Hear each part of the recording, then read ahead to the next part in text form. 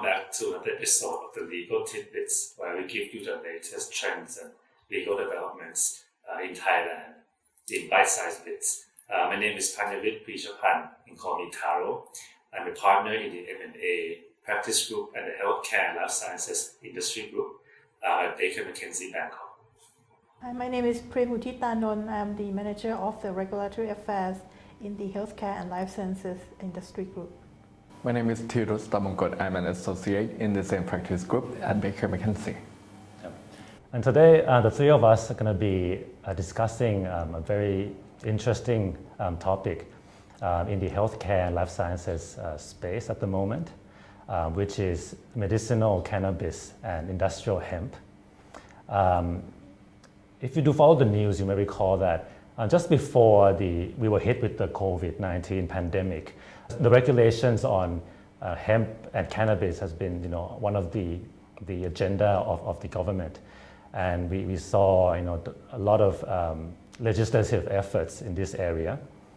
Now it has, come back up on the agenda again, and recently the cabinet has approved another amendment yet again to the Narcotics Act, which is aimed at liberalizing the industry even further, encouraging more private sector participation in the business. To facilitate the discussion today, we're going to be splitting the discussion into two parts. The first, we'll be discussing on cannabis, and the second part will be touching a bit on hemp. So with respect to cannabis, recently the government has removed, or in the draft, the current requirement for government sector participation.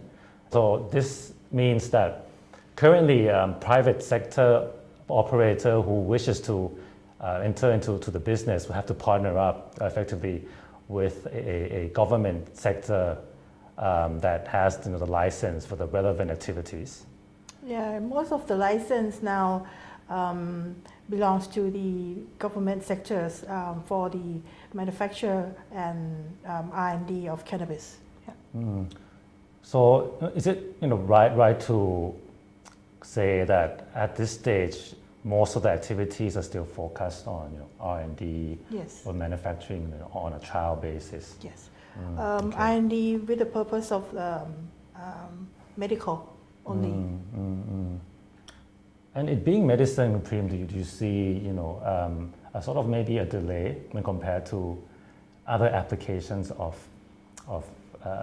CBD or extracts from cannabis or hemp?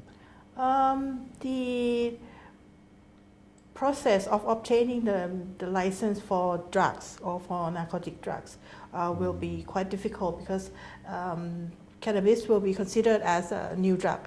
So it requires clinical studies, which will take quite a long time. Yeah, so in sum, I think, as you may expect, with cannabis being considered the more, dangerous of the two between cannabis and hemp, Yes. there might be, potentially be better opportunities or quicker opportunities with respect to hemp. Definitely quicker. Yeah. So I think with that, let us turn to talk a bit about hemp. So what's the sort of the current status of the laws with respect to hemp? Because as the nature of the extraction that we get from the hemp are less harmful than the extraction that we get from the cannabis. So the regulations are more relaxed and more flexible than the regulations on cannabis.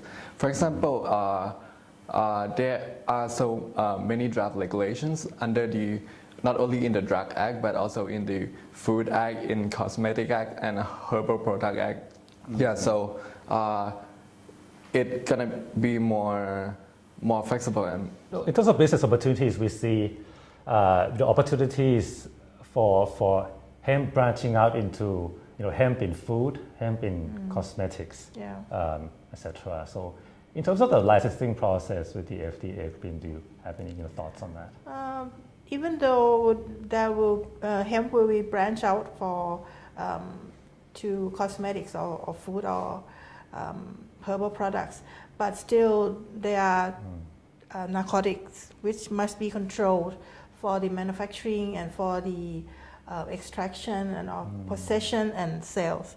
So the FDA has new regulations for or ready for the draft notification to be announced that the private sector can request the licenses to manufacture or to possess or to sell hemp.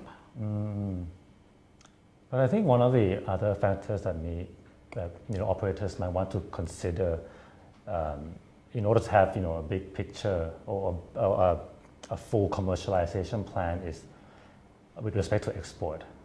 Do we see any issues with exporting these controlled narcotics? Yeah, for the export, I think the main idea is we need to study the regulations of the countries that we would like to export these products to, because not all the countries around the world allow hemp and cannabis.